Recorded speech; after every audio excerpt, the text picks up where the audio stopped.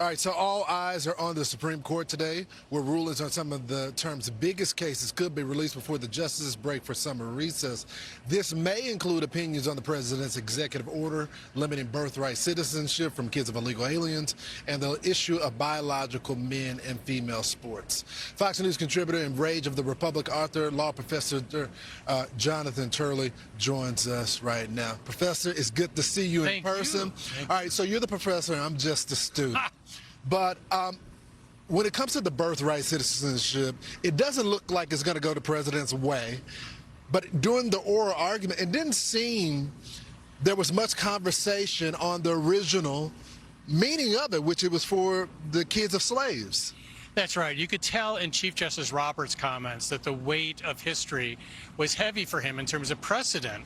But what was often missed is that some of the people who wrote the 14th Amendment said this does not apply to birthright citizenship, and there's very good arguments against it.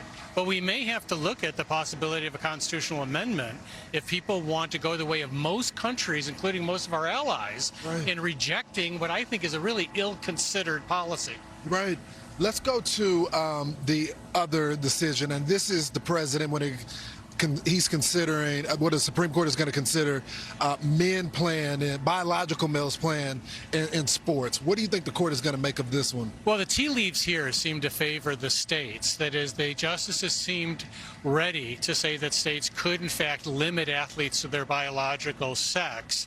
And that's how we're sort of expecting this to go. Things can change in the drafting, but on that one, I think you bet for the states. I'm curious, what is your message on this 250, considering the court and how it is, and people wanting to pack the court, get away from our founding documents? What's your advice?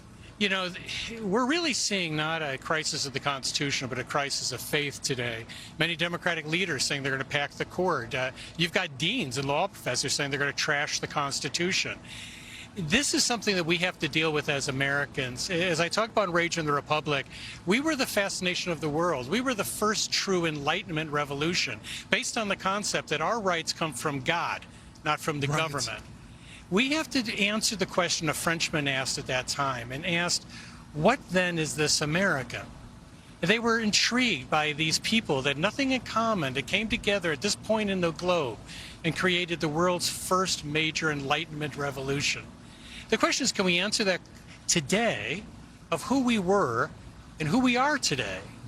I think we can, but maybe this 250 will allow us to rediscover who we are.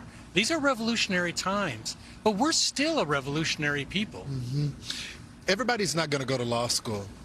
And that is okay. We don't need more lawyers. But how can we educate the next generation about just the basics of our founding? Because I think it starts there, right? You really put your finger on it. We've actually really lost civics education.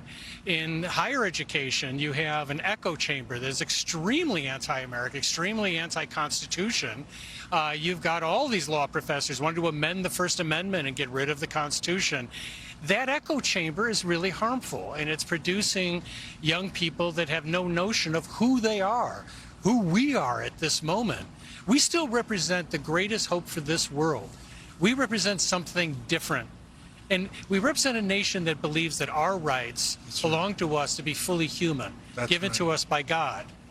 That is still a novel and important, principle that's worth fighting for. It is, and we got to defend it to the very end. Professor, my friend, good to see you. Be sure to like and subscribe for all the Fox News latest on YouTube, and catch full shows streaming now on Fox One.